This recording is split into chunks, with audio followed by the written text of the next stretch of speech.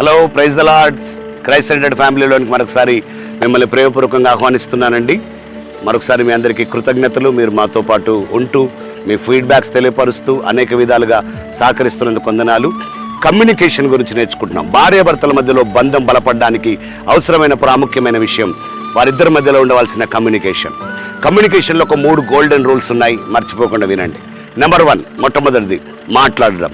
Number 2, వినడం. 3వది స్వీయ నియంత్రణ కలిగి ఉండడం. యాకోబు పత్రిక 1వ అధ్యాయం 19వ అధ్యాయం 20 వచనాల్లో ఈ 3 విషయాలు దాని గురించి మాట్లాడాయి. మాట్లాడే వాళ్ళు ఎలా ఉండాలి, వినేవాళ్ళు ఎలా ఉండాలి, స్వీయ నియంత్రణ ఎలా ఉండాలని 3 విషయాలు యాకోబు పత్రికలో యాకోబు భక్తుడు చాలా స్పష్టంగా చెప్పాడు.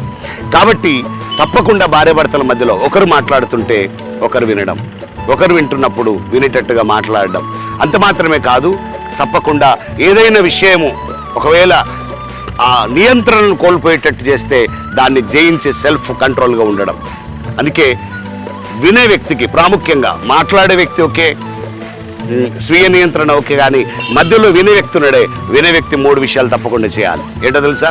మొట్టమొదటిది, పొరపాటున కూడా మాట్లాడే వ్యక్తిని డిస్టర్బ్ చేయకుండా, ఇంటరప్ట్ చేయకుండా, ఆటంకపరచకుండా వినాలి. చెప్పేది మొత్తం వినండి ఫస్ట్, మొట్టమొదటిది.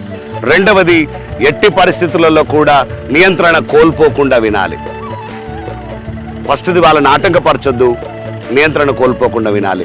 లేదా ఇంకొక కోణంలో చెప్పాలంటే, వాళ్ళు మాట్లాడుతుంటే ఏదో నిరాసక్తంగా ఆ పని చేసుకుంటే ఈ పని చేసుకుంటా చెప్పు, అలా వినొద్దు, అటెన్షన్గా వినాలి. 3వది ఏంటో తెలుసా అండి? విన్నదాన్ని ఏమంటే ఫీడ్బ్యాక్ ఇవ్వాలి. విన్నాక నువ్వు ఇది చెప్పావు, ఇది కాదు, ఇది విషయం అని. ఎప్పుడైతే మాట్లాడే వాళ్ళు వినే వాళ్ళ మధ్యలో ఈ 3 విషయాలు ఉంటాయో ఖచ్చితంగా వారి మధ్యలో మంచి కమ్యూనికేషన్ ఉంటుంది. అలాగున్న భార్యాభర్తల సంబంధం వర్ధిల్లుతుంది. God bless you. Thank you so much. అలాగే మీరందరూ గాక.